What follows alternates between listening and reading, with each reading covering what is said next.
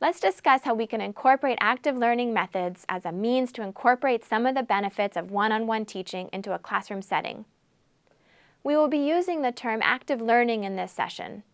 According to Richard Hake, active learning is defined as an interactive engagement of students in heads-on, always, and usually hands-on activities, which yield immediate feedback through discussion with peers and/or instructors. Heads-on refers to students actively thinking during the lesson, and hands-on means students are doing things to help them learn the material. When we talk about active learning, we are referring to students thinking, writing, predicting, calculating, and classifying information on their own. By just getting students to write or think about the course material, students are actively learning.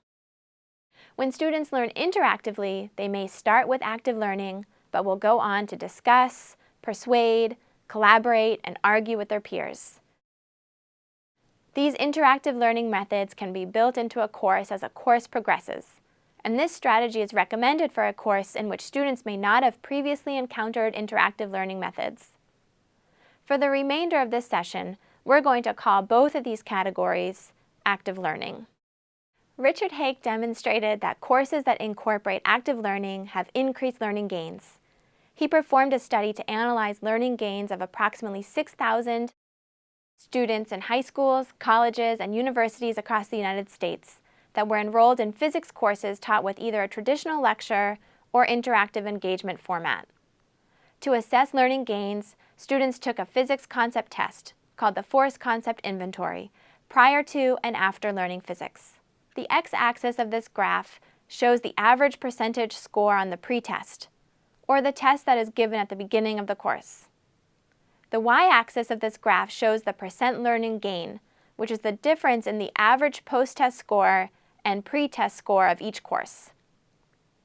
The data points that are plotted on the graph represent the average of all the students in the course. For example, if a student received an 80% on the pretest, then the student can have a maximum learning gain of 20%.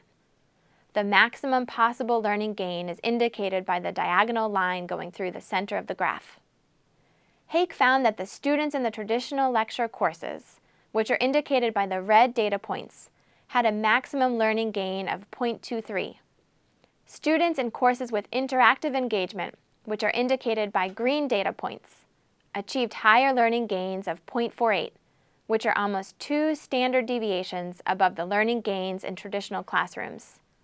In fact, all of the courses with interactive engagement had higher learning gains than traditional courses. In this data, the traditional lecture courses were taught by both excellent and poor teachers. This demonstrates that the instructor ability does not account for the lower learning gains. Instead, the method of instruction accounts for the higher learning gains found in the courses with interactive engagement.